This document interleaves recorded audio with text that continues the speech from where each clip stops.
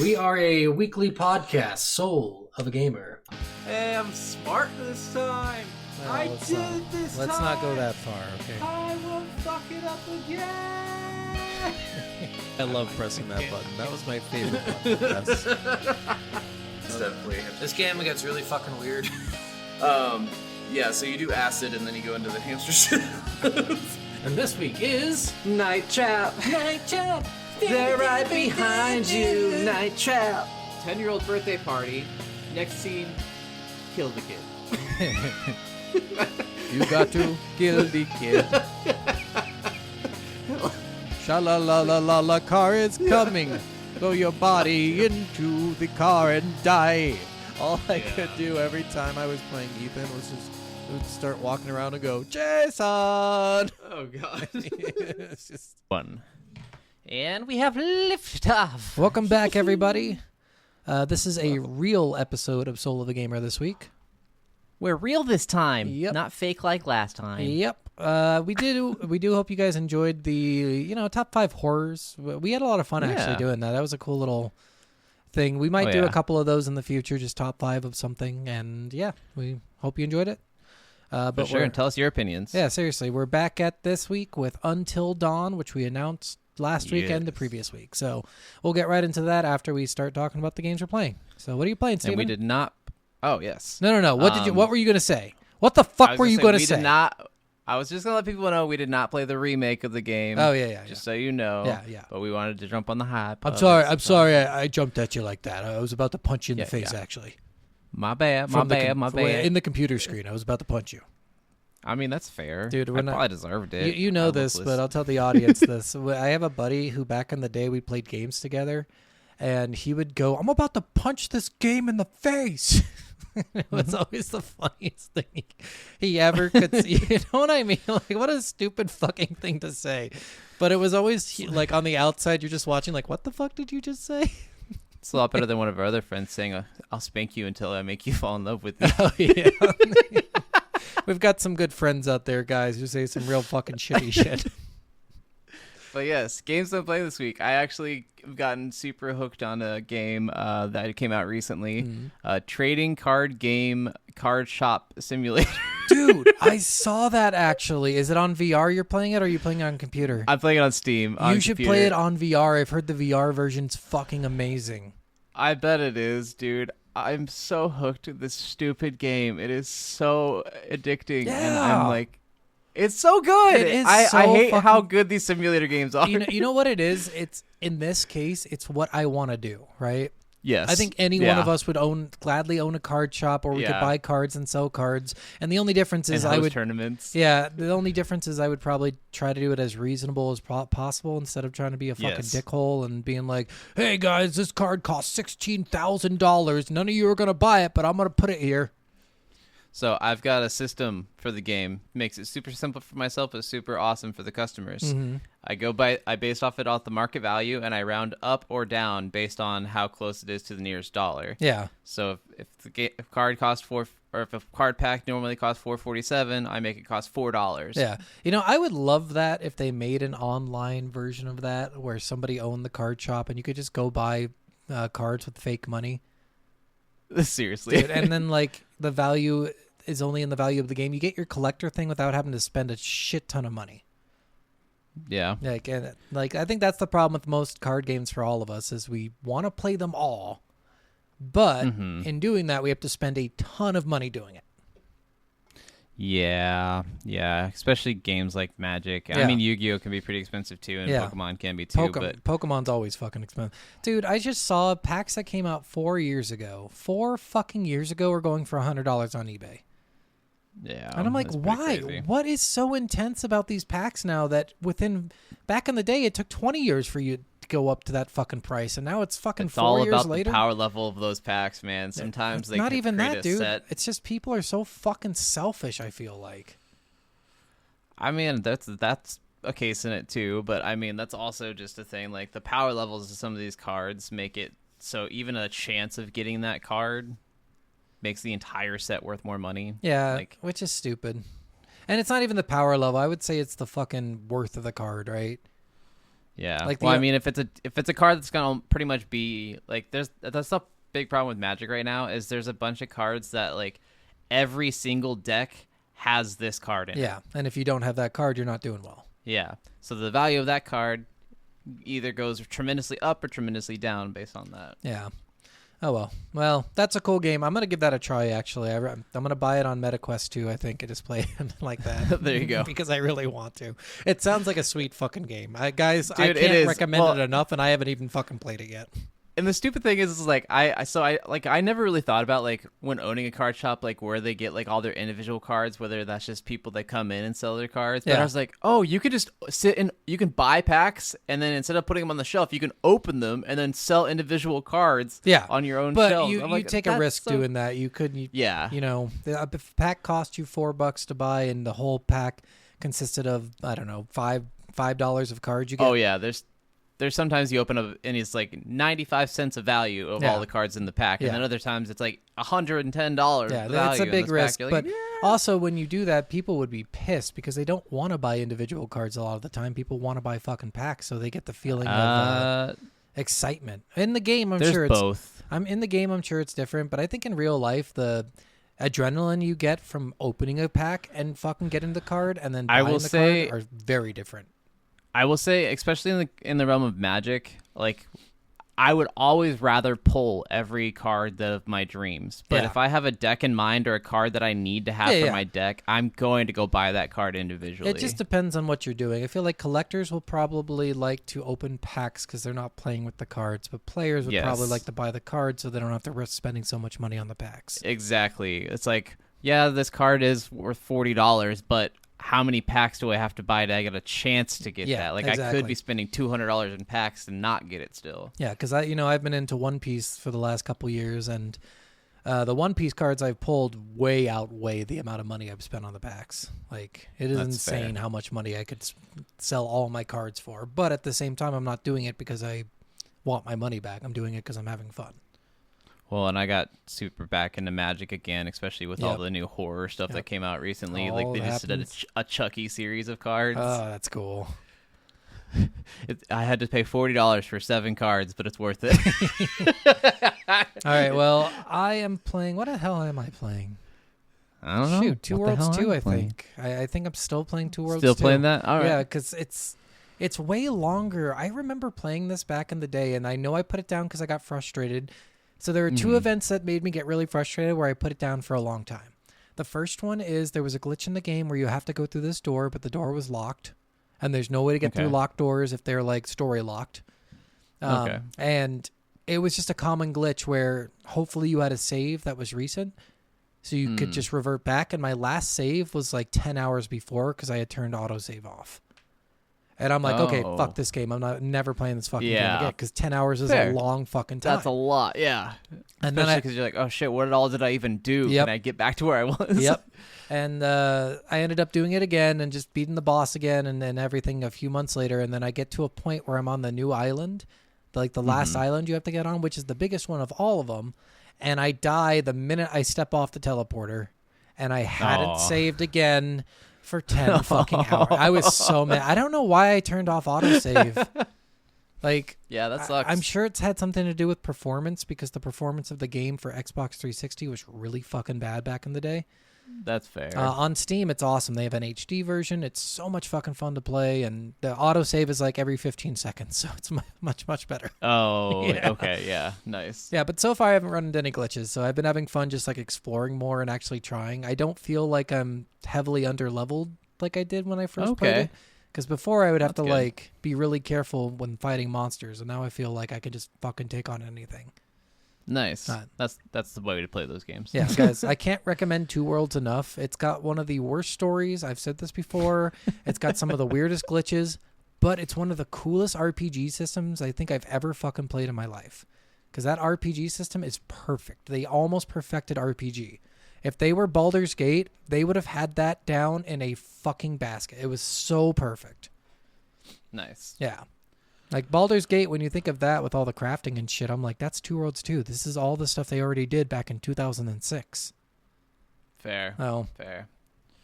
All right. Baldur's Gate. Well, let's jump right into the story now.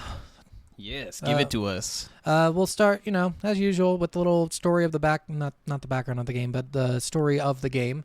So, Yes. Until Dawn follows the story of 8 teenagers who have come to a cabin mansion in the woods owned by the parents of one of the teenagers. The year prior, 2 sisters who were friends of the group disappeared in the mountain during a winter storm due to a prank gone wrong. Now the teens must deal with a killer who wants them all gone and monsters who want them all for food. Dun dun dun. I know what you did last summer. Yep. Or winter. Wait. Or whatever it was. Maybe last night. All right, the beginning of Until Dawn actually starts in 2008. The game was first being developed by Sony London as a game for the PlayStation Move, which, guys, if you don't, and I explain it here, but I'll explain it better here in a second, handheld similar to the Wii Remote or the Xbox Kinect. It was the dumbest looking fucking thing I've ever seen. It looked like a fucking microphone you held in your fucking hands. It was like it kind of looked like some vibrators with that giant ball. Yeah, it did. But it looks like a microphone too. If you were to hold a microphone on stage or something, True. It was just such a weird fucking thing, and I don't know why they made it or why they still make. Because they still make it. Did you know that? Yeah, I mean, I the only thing that I remember anyone enjoying in that was the Michael Jackson experience with it. Okay, well that's good. A game got it. But That was the only thing I remember here. But like we had already mastered that pretty much, and Nintendo had been doing it for a little bit at that point. And Xbox started with the Kinect, but even the Kinect died pretty fast, and they gave up on that because it was so fucking dumb. Because people don't care about that. Yeah. Pretty much. The game was also meant to be released for the PlayStation 3, which, it ended up being released for the PlayStation 4. Sony London worked on the game until 2010 when Supermassive Games took over as the developers of the game. When Supermassive took over, they wanted to create a game very different from the previous games. Will Biles, the creative director for the game, wanted to make a playable horror movie and quickly got to work on making the game as gimmicky to horror movies as he could. Which I think is, this is the second fucking time we've had this, right? Where people want to make it like, we want this game to be a playable fucking movie. Yeah, I mean, we kind of had that with Night Trap and with Double Switch when we originally played both of those. And remember, we had that with the Typing of the Dead. Yeah, they said the same thing, and I believe we had that with Senua's Sacrifice as well. People are just really trying to make it like an interactive experience when you're playing games now, which is crazy. And, it goes back probably to the 90s, but it's gotten like more and more crazy as we go ahead in time. And how many times when you're watching movies do you sit there and shout at the screen or want characters to do something different? And how many of those people are like, man, I wish I could have control in these situations? Yeah, you'll see. Game creators are like, he actually talks about that in here, which is really funny. Perfect. Gimmicky horror movies, blah, blah, blah. Some of the movies that Biles has admitted to being an inspiration to the theme and feel of the game are 1960's Psycho, 1963's The Haunting, 1973's The Exorcist, 1978's The Halloween, 1982's Poltergeist, 1987's Evil Dead, and 2013's The Conjuring. Biles says on making the game more of a horror trope, it was so players could say, okay, I get it. You're doing a teen horror. But the second reason, and this, for me, was much more Machiavellian, was to make them all slightly unpleasant and flawed, because I genuinely believe it's a much better way to get people to empathize. We're all flawed, and it helps if you can see something of yourself or of somebody you know in a character. And of course, it gives you the power to redeem them, or to damn them if you prefer. Which I really like that explanation of it. That's fucking awesome. I mean, and it's totally true. Yeah, I mean, a lot of times if it's too perfect, it takes you out of it. Yeah, right. They have to be flawed because people are flawed inherently. Yeah. And I mean, it's cool to even think about, because I'm sure you've played games like this, and everyone's had to. It's where you hate the fucking main character and you hope the worst thing happens to them. Like, yeah. And you get that chance in this game, so that's fucking awesome. Fuck you, Emily. The game was very hush-hush until a trademark was discovered with the name Until Dawn, and the description of computer software was found to be purchased by Sony sometime in 2012. People then speculated that a game was in the works. Later that year, a closed demo was featured, and people were very excited at what they saw. This demo did feature the game in a first-person perspective, where the players more controlled things in their hand, such as a flashlight or gun. The game would also feature a 2-player co-op mode. Interesting. Yeah, right. This is all Sony London's original, and then when Supermassive took over, this is kind of the direction. But I think they did this because of the PlayStation Move. That's fair. Because you can't do a third-person perspective in a PlayStation Move game, I feel like. Yeah. That would be weird. People really loved the demo, but were upset that they would have to buy a PlayStation Move, which I would be too, in order to enjoy the game. Even though the game was basically done. It was done, okay? In 2012, it was done and was ready to be released in the coming months. Biles had a meeting with Sony asking for the game to be moved from PlayStation 3 to the PlayStation 4, as well as removing the need for a PlayStation Move. Sony was excited about this and allowed the game to move, which is... Oh, perfect. Isn't that crazy? They were going to release in a few months, and they said, no, let's start over. I mean, I'm glad someone came out and asked to change instead of it just coming out on the Move, because this is one of those games that would have gone under the radar if it was stayed on the Move. I think so, too, because the Move was just not popular. I don't know anyone who had a fucking Move. Did you have a Move? No. Yeah, because it was fucking And dumb. I have a lot of gimmicky shit from a lot of companies, but I did not get the Move. I got both Kinects when they came out. Yeah, of course, because that was fun, but fucking the PlayStation Move just looks so dumb. Like, it did. Oh, God, I feel bad for them because they clearly fucked up and they just wanted to keep trying to make it good. It's the same thing with the PSVR. Like, if I'm going to get a VR, I'm just going to get a better VR. I'm not going to get one that's tied to the PlayStation. Yeah, and you're going to get one that can go on Steam or that you can play in your living room. Yeah. This led to rumors that the game was canceled because it was meant to come out in 2013. When the release time came and went, people were wondering where the game was. One of the first things that Supermassive did upon taking over from Sony London was rehash the entire script. They felt like the story was good, but the game was too English for an American audience. American story. For this, they hired two people, Graham Resnick and Larry Fessenden. These two were very famous for many horror movies they helped create in Hollywood. One of them, and I didn't put it in here, one of them created a movie. I want you to guess the name of the movie. Do I get any hints about this? It has something. It is very involved in the game. It's very involved in the Ouija. Nope, Ouija. I guess the Ouija board's in the game, isn't it? No, it was called Wendigo. Oh, duh. Fuck that guy. I don't know if Wendigo was the last movie he worked on or Wendigo, whatever, however you people want to say it. It's Wendigo. I like Wendigo better. No. I love it. But clearly that guy had that on his brain still. Go! Wendy, get the fuck out of Get the fuck out of my house, Wendy. But, clearly that guy had a lot of inspiration from that fucking movie to ruin the game with fucking Wendigos. I don't think it ruins I know. I will get into that with the best and the worst, but my feelings are very, very divided on it. Yes. These two were very famous for many horror movies they helped create in Hollywood. They started on the script pretty quickly. One thing that Supermassive wanted for this game was for any decision and death to be permanent for a single playthrough, which, guys, that's fucking crazy.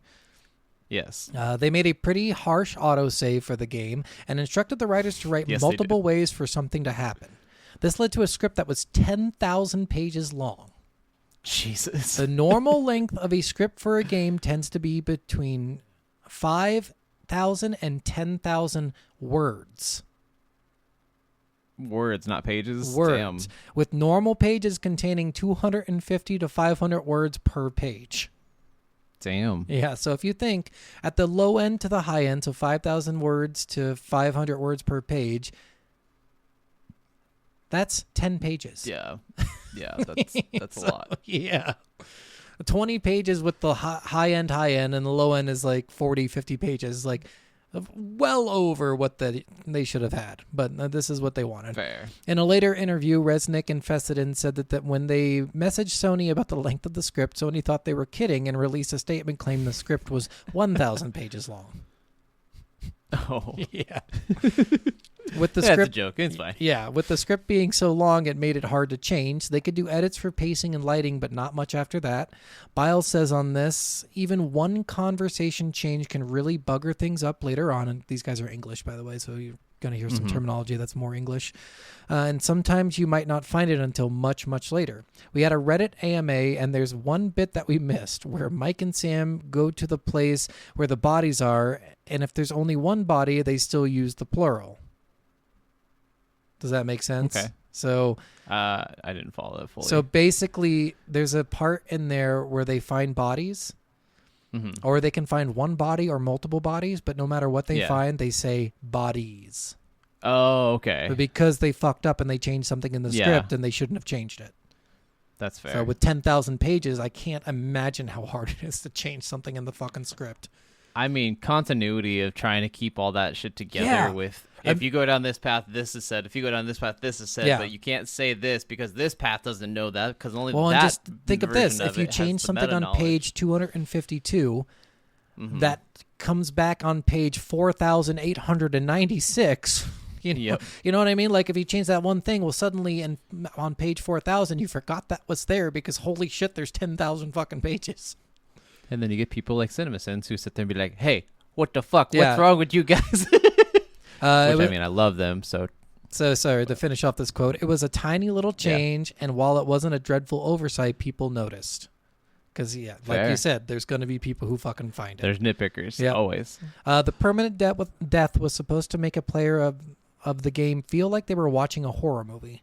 Normally, a person might say, I would never do that. I would do this instead. This forces the player to make the decisions that could result in the death of any one of the 8 playable characters. A major challenge for coding the game was the darkness in the game.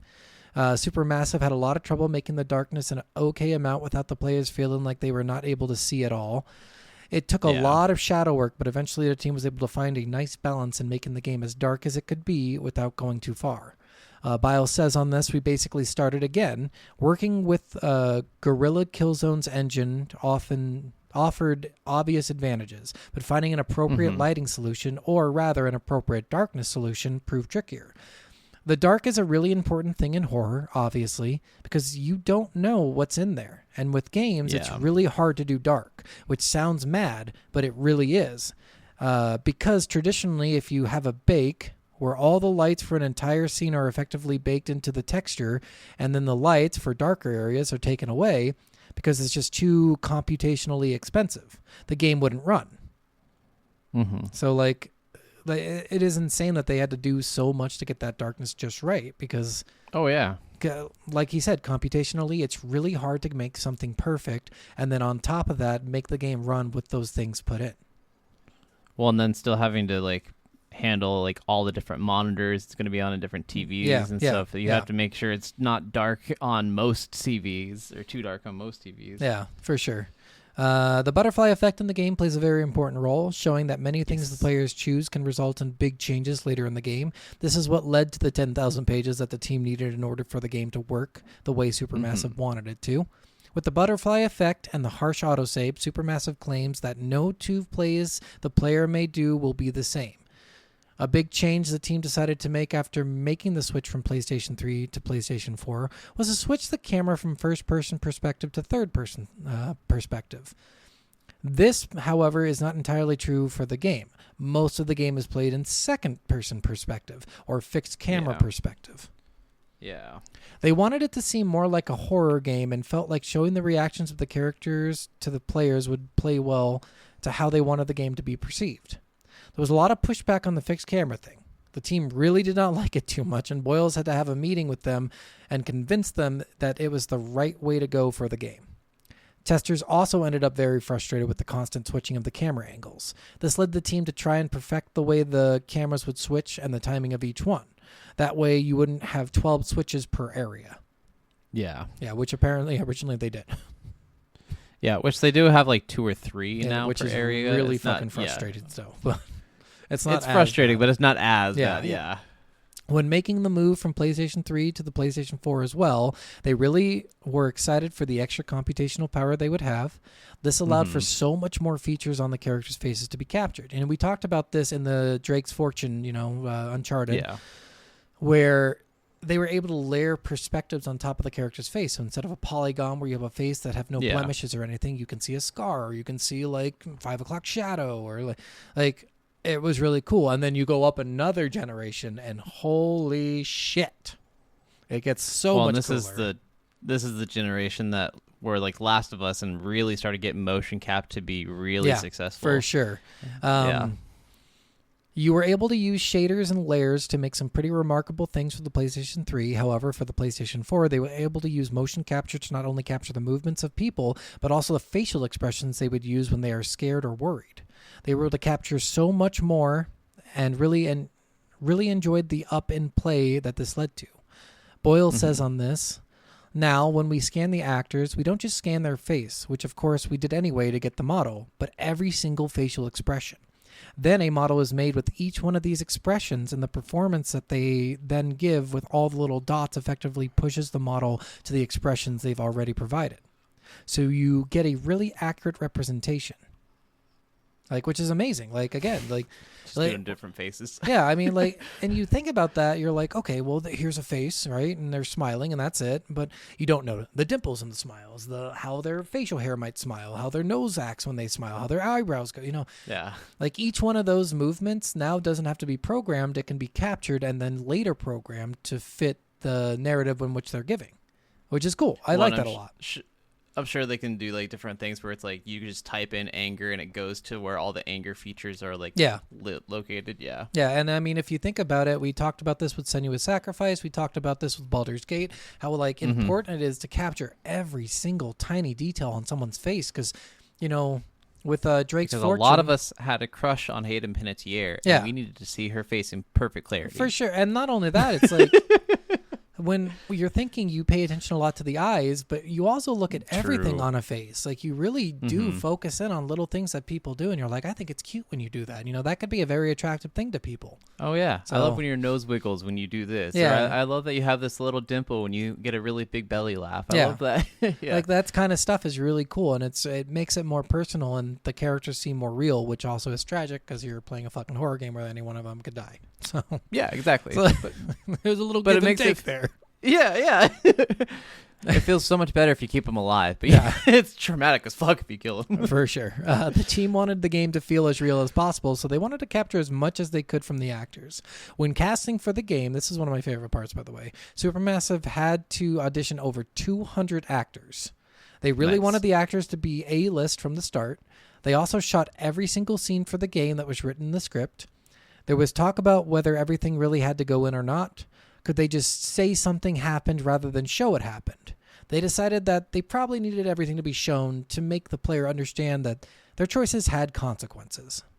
Oh, yeah. The ones who made the cut for the game are Hayden Panettiere as Samantha, Peter Stormare as Dr. Hill, Rami Malek as Joshua, Brett Dalton as Michael, Megan Martin as Jessica, Galadriel Steinman as Ashley. I'm guessing it's Galadriel.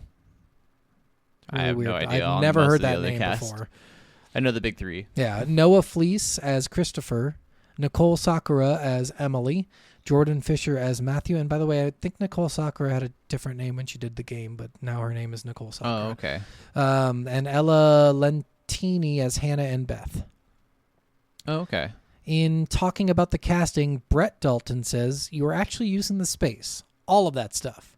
They were throwing things at you during the audition. I want to say just throwing ideas, but I feel like, and maybe I'm just misremembering this, but I think they did actually throw things.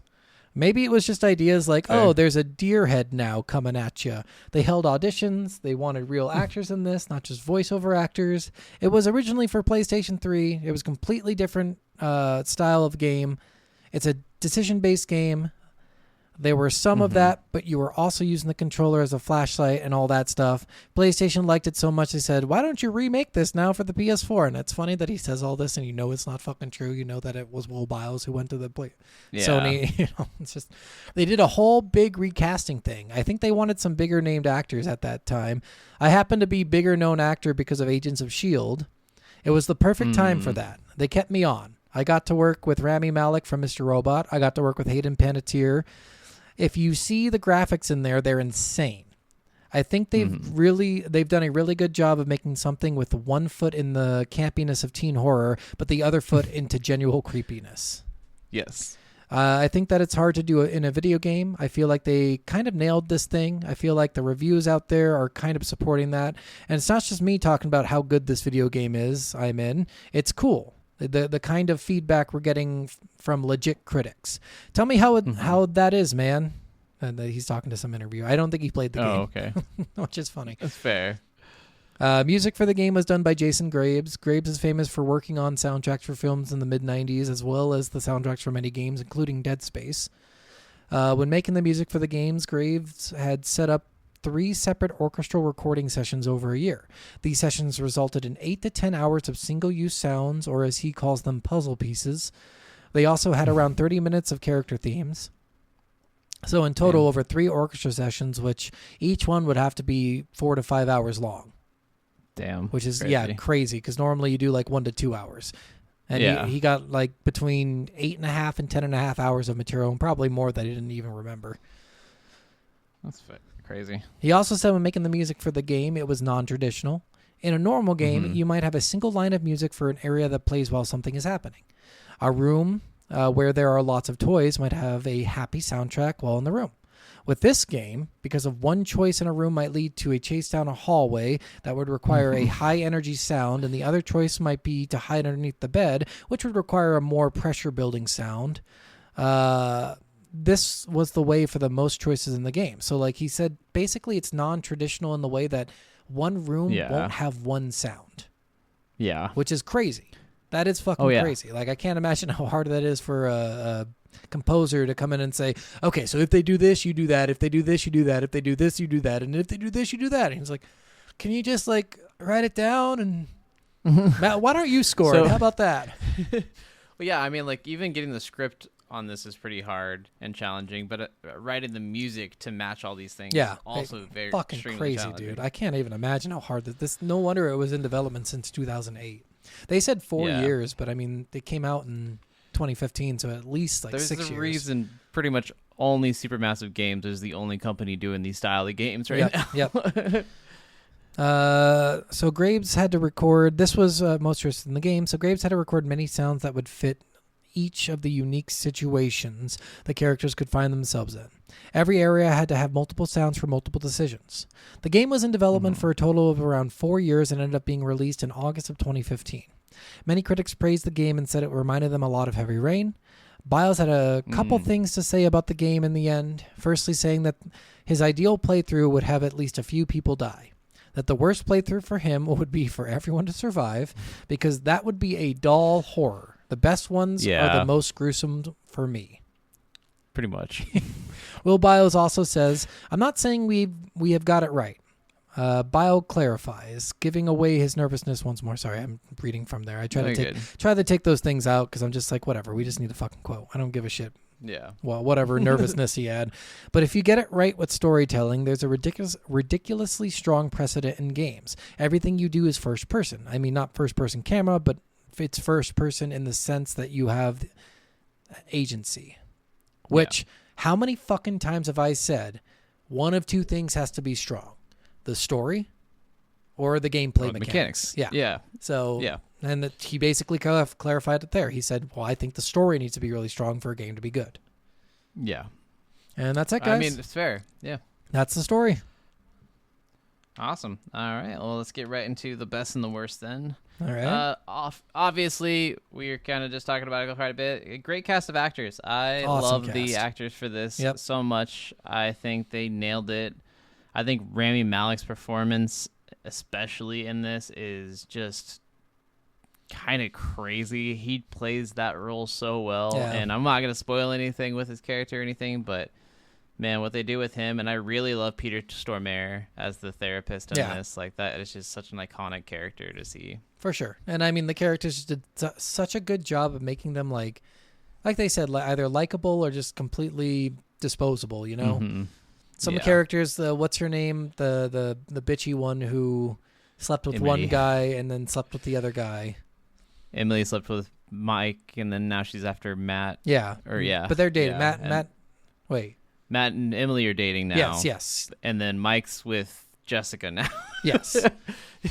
And just her character in general, you fucking hate. Like, you hate her throughout the entire thing. You still try to save her because you're like, you probably don't deserve to be Wendigo food, but still.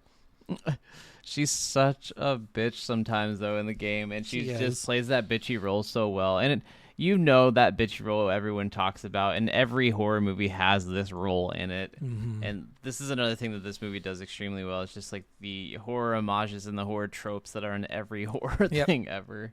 One thing I didn't like, and I kind of brushed on it there at the beginning, the story was so cool in the beginning. It was so fucking sweet. It was like super suspenseful. And then they had this whole Wendigo thing. It's like there's two stories happening simultaneously in the game.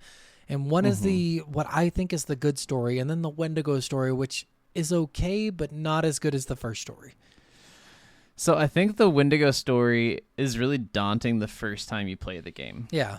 I think the Wendigo story on repeat playthroughs, and if you dive further into the lore and really explore the lore in the game, it gets more interesting, and there is a lot of really cool things and a lot of really cool explanations and reasons why all that's there. Yeah. And it does intertwine with the story a lot better than you think it does on your first playthrough. Yeah. But at the same time, I feel like the true monster in this game was that first thing. The Psycho. And honestly, that was more fun for me than the Wendigo was. Oh, 100%. I fully think like they could have just only done that story. Yeah, and it would have been better. I think better. I think they could have ended with that story, and it would have been fucking crazy.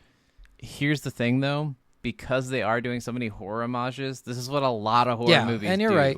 And they have some random ass twist that comes into the end. You're just like, oh wait, this was this movie the entire time. Yeah, and what the fuck? It would have taken out some of the moments that were really interesting in the game, like the gunshot moment where he's holding the gun at was it Emily? I think it was Emily's face. Yeah, because she got bit because they thought zombies for some reason. Yeah. So pretty much. But stuff like that, there's a couple. One of the things I didn't like, but of course I hate in every game that I fucking play with these, are QTEs. There's just so fucking many, and they're so quick, and they're so easy to fail. I did see that for the remake, as well as with fixing the camera and doing more third person instead of fixed camera, they also did make it so you can pick whether you automatically succeed QTEs, you can pick so you automatically fail QTEs, or you can pick that you want to do them like normal. Okay, that's cool. So you get a lot of different options, and especially for people who don't care about QTEs, it's really cool that you can just do auto accomplish. Yeah. And if you're used to, what's nice about the new version too is it's on Steam, so if you're used to using an Xbox controller and you're like me and you use a PlayStation controller, you forget where the buttons are. Yes. Then you'll be good. You'll be golden. Yes. Another downer for this game for me, of course, is the camera angles. I don't like that second person perspective view. I don't like fixed camera shit. I just feel like sometimes when I'm trying to explore and find things, because this game does, it's one of the bright spots of this game is honestly how much fucking shit they have for exploring. Yeah, and I know I'm going to get a lot of shit for this, but like even like in the Resident Evil games, like the Resident Evil 2 and 4 remake, switching those camera angles and letting you do first person or third person and doing all these different things instead of the fixed camera angles. Well, four had third person. Yeah. Okay. After four was the first one where they were like, okay, we're fucking up with these fucking fixed camera bullshit. I like that a lot of like remakes and stuff are switching away from the fixed cameras because that does take away from a lot of gamers, and there's a lot of gamers who don't want to put up with that. Yeah, so the fixed cameras are rough for me. I love the exploration in this game. That's one of the brightest spots is how cool some of the things you find are. Like you'll find these little notes, you'll find like the totems. The totems are cool. Like they do a great job. And that leads to one of the downsides is they have hard walls. So what I mean by hard walls is they have points of no return. So and they're not very clear about which direction is the direction of the main story and which direction is an exploration direction. I think this needs to be in the game though, and needs to be this way. It does. It just makes it like a, I don't know. Like I've always loved exploration so much, and you know you play the Fable games and there's a clear path you can take to the next story thing, but until you get there, you know exactly where you can go instead of going there. I like playing that style too. But in a horror game, I understand. Like I totally get it. Horror games, you can't do that. Yeah, well, and that's like kind of the thing is because like I know so many people who love exploration in games, but that does take away from the game. Yeah, it does. It does, because you're no longer in the game. You're no longer feared. Yeah. Like most people, when they're exploring, aren't like, oh my god, I have to wait for something to attack. They For wait sure. till everything happens and then they go explore. Yeah. And So it just even messes with the pacing of it. So I kind of yeah, and just- I will yeah. only say that this, to me, the only time this is acceptable is a horror game, because the last thing you want to do True. is take someone out of the picture to where they're like, oh, I can just skip all the jump scares now, you know? yeah, seriously. It's like it just doesn't work for horror games. It's a gripe for me just because I love exploration, but I understand in a horror game where it matters. And plus, Yeah. some of the exploration does lead to death, which is crazy too. So Yes, which is always fun. yeah. But yeah, no, I love the butterfly effect. And the Oh my choices god, in dude, this it was game. so fucking cool watching the butterfly just like build its fucking its lines to make the butterfly wing. That was just so fucking sweet to me. Every part of that, and I mean that's even a horror homage to itself. That's a whole franchise of movies. Yeah, yeah. I think that's about it for the good and the bad for me. Like I said, Yeah. I love the plot. The plot's fucking awesome. Yes. Still, the cameras make it hard, but I mean, even that was doable. I didn't get too like upset or sick of it. There are moments where they kind of shift between fixed camera and third person. So Yeah, and I'm really seeing that like that's the biggest difference in the new version of the game. There's like 1 or 2 extra endings. yeah, There's different lighting effects, and then different character models a little bit. But then yeah, everything else is just either the switching of the camera angles and the being able to succeed QTEs and stuff on yeah. your own. The So, camera angles is a big bonus for me. I would totally play it just for Yes. the camera angles, and plus playing it on the Xbox controller. yes, for sure. Because seriously, guys, like the when I play this, it's so funny how many times I just fail shit because I'm like X. No, I just hit O. Fuck. God damn it. Okay, can we all get together, gaming companies, and put X in the same spot? Yeah, Like, I go- know go they're all fuck different yourselves. buttons, but let's just all Listen, or like only PlayStation one is the controller only gets X. no. PlayStation is the only fucking shitty fucking controller that where they decided I'm gonna be different from Nintendo and Xbox. Ooh. Well, I mean, Nintendo, like all 3 of them are different though. That's the thing that's annoying. but It's they not all like 2 of them are the remember Nintendo and Xbox all have the same buttons. It's X, Y, B, Yeah. A. same, but not in the same positions, which is just annoying for kind of- Nintendo even. Kind of. I mean, the X is on the left side, the Y is on the up side, the B is Well, on. B is on the bottom. That's instead the of difference. Is A and B and yeah. are switch, which is annoying. Yeah. But for the most Yes. part, it's almost the same, and at the very least, it's the same fucking letters. Can Sony just switch their fucking shit to be the same as everyone? I get it. Honestly, the only thing I mess up on the PlayStation is X. Yeah. And it's because I play Xbox so much. Because you're that I like, hit yeah, X it's on the the left. Xbox. Yeah. I'd rather have the ABXY system. I think that's much better. And plus, Dreamcast did that. Sega did that with the Genesis. Like everyone fucking did the AB, and they had a C button to be fair. But yeah. you know, like everyone's done the AB. Come on, Sony, get with it. Get with us. Yeah. Yeah. All right, guys, we're gonna make a petition after this episode to make Sony change the controller button names, Let's do labels. All right, well, that was. Just move the X. I think that's about it for me with good and bad. What about Yeah. you? So, yeah, first few hours of the game then, what do you think for the first few? I think this captures you super well in the first. That fucking opening Yeah. scene with the sisters, and then the bus ride even coming back to the Hannah and mansion Beth. after that. Like, yeah.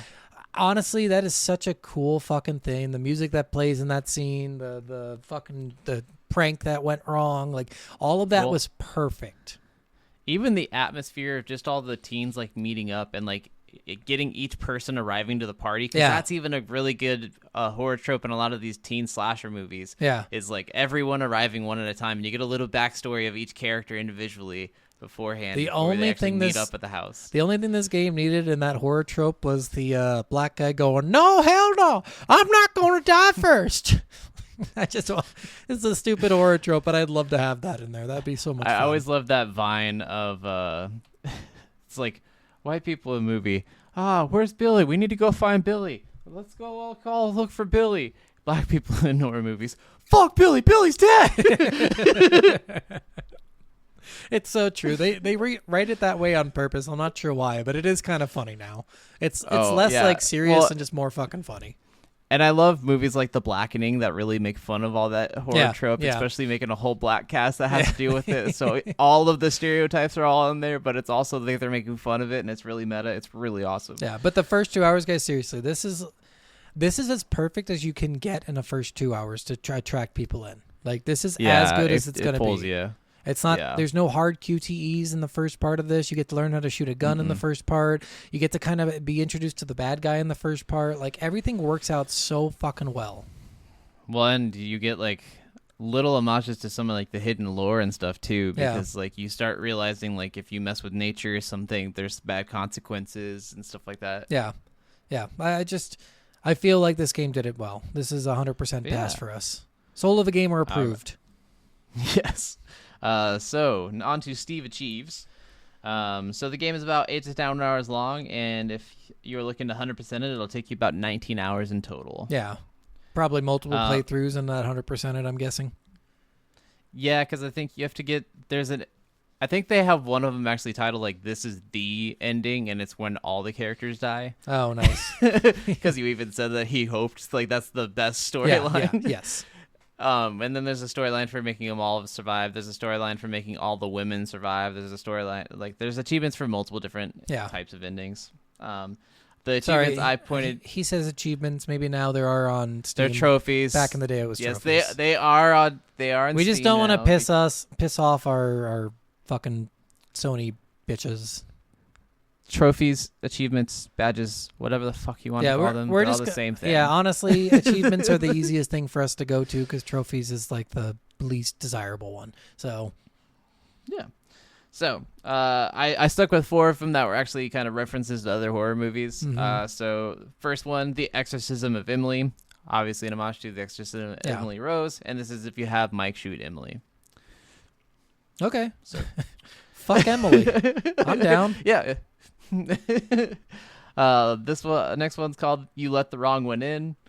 Obviously for the movie of that Is title. that when you try to let Chris in and the Wendigo comes in instead? For having Ashley or Chris open up the trapdoor and lets the monster in. Yeah. Oh, that's when they're down in the caves and you can take that extra. I see. I was thinking the part where Chris comes to the door and he's like, "Hey, Sam, let me in." Oh, no. And you're like, "Yeah, fuck no. Lock." Next one is Scream 2, TOO. I don't get it. It's for having Mike cut off his fingers to free himself from the bear trap. Did I do that? I don't think I did. I think I wanted my fingers, so I took the extra time to open the trap. I don't remember if that was good or bad. Because you could like wedge, if the machete was broken, you could wedge it between the trap and like open up the trap, I think. Yes, because I broke the machete. Because you lose the machete, that's why it's bad. Yeah. Yeah. Mm-hmm. And then the last one, I think this one's a reference to the movie Ginger Snaps, and it's called Ashley Snaps. Mm-hmm. And it's for having Ashley snap and let Chris die. Aww. Yeah. Aww. But, those ones are like the ones that had the most movie references that I was able to pertain from that, and so I wanted to shout those ones out. Nice. I like those achievements. Those are fun. Yeah. So, all right, Hunt for the Eggs. Let's hear it. I'm sure there's a shit ton. There is a shit ton, so obviously I'm not going to say them all. We've already said a few. I said the ones that were in the achievements. Yep. We already said like the Butterfly Effect one and like the teen slasher Cabin in the Woods, revenge kind of horror movies, supernatural horror movies. Obviously references to like Wendigos. So the game actually does have a companion app that provides a bonus features while playing the game, including you'll get a call during the game from the Psycho. Okay. So I thought that was a really cool thing. Not a lot of games have companion apps. Games that have had them have been pretty cool. I mean, that would have been pretty fucking creepy for you to have the companion app open and then your phone rings. Oh my god, seriously, that would have been awful. I bet it asks you which kind of phone you have because it probably tries to mirror what that would normally look like on that kind of phone. Maybe, it would have to, right?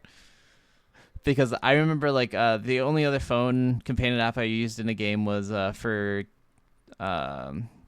Grand Theft Auto. Yeah. Grand Theft Auto has a companion app, and you can actually like use the phone. You can use your phone as the phone in the game. Yeah. And you can actually get calls from Lester and stuff from your phone. Which is like, cool. That's the coolest shit. It is cool. Yeah. Fable Anniversary also had a companion app, but it was kind of worthless. It was more for like yeah, some of them are worthless, Yeah. but some of them are kind of fun. I think that one was more for people who basically, if they never played the game, it's easy to find hidden stuff because they have an app that shows you where the hidden stuff is. But for Okay. people who have played the game and done it like 20 times like I did at the time I played it, I was like, oh, I don't fucking need that because I already know where everything is. Oh, that's fair.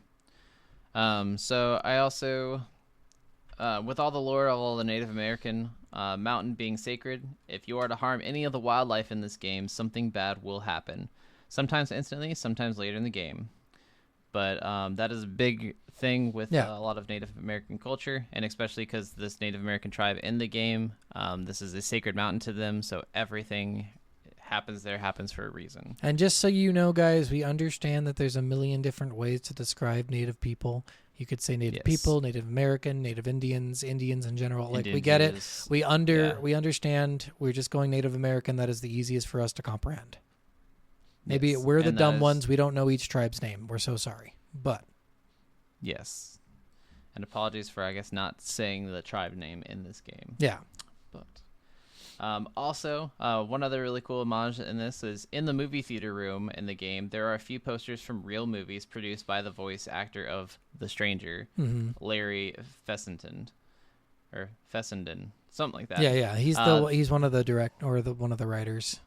Yeah. I was gonna put the him movie- in as a member of the cast, and I was like, no, he's just fucking around on there. So he's doing it for That's fun. fair. The movie posters are for Stakeland, The Innkeepers, House of the Devil, Bitter Feast, and Hypothermia. It would have been so funny if Wendigo was up there because that was one of his movies. That would have been Because hilarious. he was the one. But also might have been Too on the nose. Yeah. too much on the nose. Yeah. All right, so that's it for all the Easter eggs. Obviously, there's more in there. There's a lot of homages. There's a lot of things that can be taken as homages to certain horror movies. So I'll leave those for you to explore and you Yep. to find out. But yeah, so I guess let's just go to our what it's worth. You know what? This game to me is definitely a 4 out of 5. 4 souls for Yes. sure. I think Yep. like I would give it a 5 out of 5 if I thought it was perfect. It's not perfect. I've already talked about the camera angles. That might be better in the remake, but I didn't play the remake. There were a couple things. Again, I had some problem with the Wendigo storyline, and that's just on me. But this game is pretty near perfect. Honestly, they did this game so fucking well, guys. You should definitely Yes. play it if you have a chance. Of all the games in this genre, this is the best of them all. Mm-hmm. This is the best game that Supermassive Games have ever made. They've made lots of more after this. They've done some other big cast games like The Quarry, which did have some good reviews and Didn't stuff. they but do? Didn't they do that one? It Takes Two. I can't remember if they did. I can't remember if It Takes Two was Supermassive. I can't remember either. I'm pretty sure it was either someone from, because I'm pretty sure there's an homage to The Quarry in there, isn't there? No, there's an homage to. It Takes Two has an homage to their own previous game. Yeah, like which I thought the it was- prison breaking game. Oh, okay. I thought that was The Quarry for some reason. No, The Quarry is it's. I don't want to give away what Yeah, The Quarry we're gonna is, play but it's that one another day. teen cabin Yeah. slashing one. But Yeah, that but one's really cool because it's got a movie theater And I think it's mode. multiplayer, so it's like you're all making the Yes. decisions together. Yeah, so you can do a movie theater mode in that one, which I think maybe the remake of Until Dawn might have also added this, but you can sit on the couch with up to like 5 or 6 people, and Yeah. you can each pick a character you want to control, and each person passes the controller when you're controlling that person, but That's you cool. play it as a movie, Yeah. and it's so cool. All right. So yeah, what'd you give it then? Oh, obviously 4 as well. Obviously. Sorry, I did Thought not you were say gonna it, go- but 4 Honestly, I is thought you were gonna also go my 5. favorite. No, this isn't a perfect game for me. I also agree with the same gripes that you have. The QTEs can be annoying, and it sucks when you fail them. Yeah. This game is amazingly replayable. It's so much fun. I've played through it 3 times myself. I've watched it play through another 3 times. Like, I can't get enough of this game, obviously, but it isn't perfect, and it isn't something that I recommend to everyone, but any horror fan, I highly recommend this to. For sure. I agree with that statement. I think Yeah. everyone should give it a try. Not everyone's going to I love think it. so too. But I think Yeah. a lot of people will. Exactly. All right, guys. Well, But that yes. was Until Dawn. Yes. We hope and you then join enjoyed us- it. Yes. So let join me us next tell- week. Let me tell them I hope they enjoyed it. Yeah, we hope you enjoyed it. We hope you enjoyed it. Yes. hope. Join us next week. We are playing Doom 2016. Doom. And I know it's not called Yes. Doom 2016, but it's if we say We're Doom, calling it that. Yeah. Yes. There's two 'Cause two it's too games confusing. named Doom. I was confused too. I'm like, which one is the 2016 version? There's like 15,000 Doom games. Yes, and I own quite a bit of them too, so that didn't help. Yeah. All right, guys. Well, thanks for listening. We will catch you next week All with right. Doom 2016. Bye. Bye.